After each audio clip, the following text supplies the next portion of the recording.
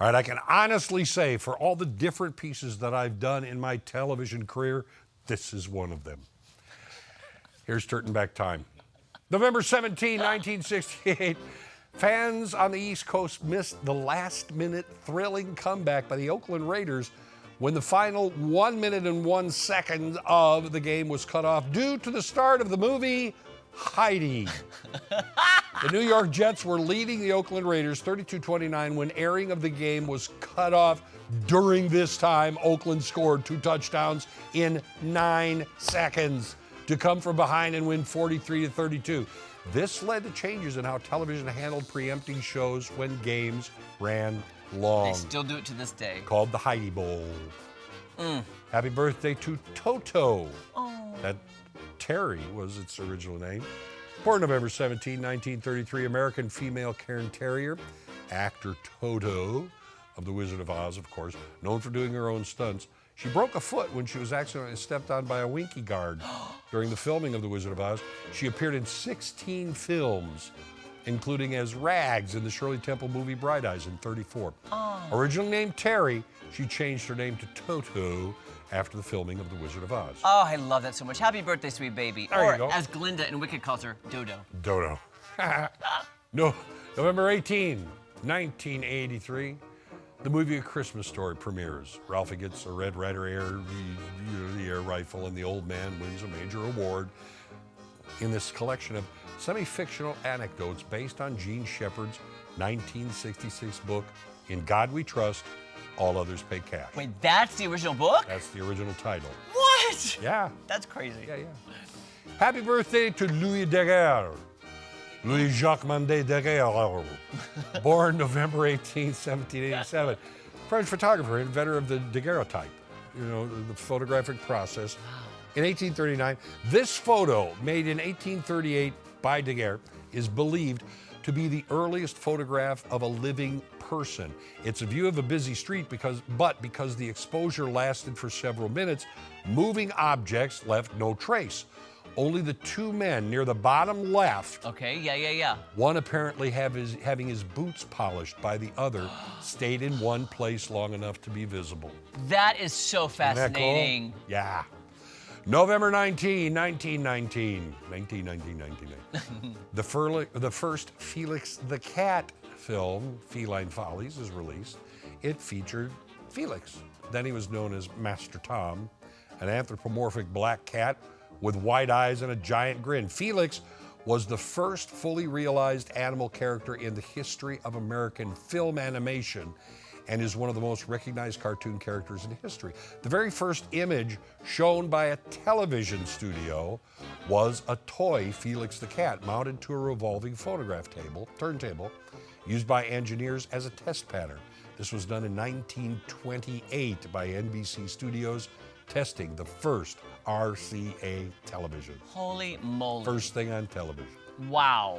Happy birthday to James A. Garfield, born November 19, 1831, the 20th U.S. President. March 4th to September 19, 1881.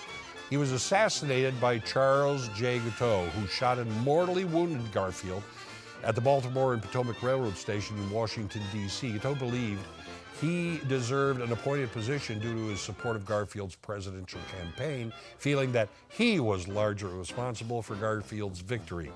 Angry that Garfield rejected his request and believing that God told him to kill Garfield so that Chester A. Arthur would become president, Guiteau shot Garfield. Garfield eventually died from the wound, not the bullet. Guiteau was apprehended at the shooting and was tried and hanged for his crime. When Guiteau was purchasing the gun for the assassination, he chose one with pearl handles because he thought it would look better in a museum. Ironically, the gun has since been lost. Gosh, wow. There is a movie right now, it's streaming. It's called, I believe, Death by Lightning. It's a 4-part series about that happening. It's brilliant. I'm going to watch it now because of you, Tom. Yeah. November 20, 1820, the American whaling ship Essex is attacked and sank by a giant sperm whale.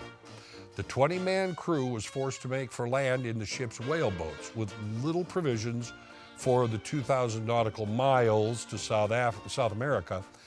They were forced to resort to cannibalism during the voyage. At first, they consumed the bodies of those who died.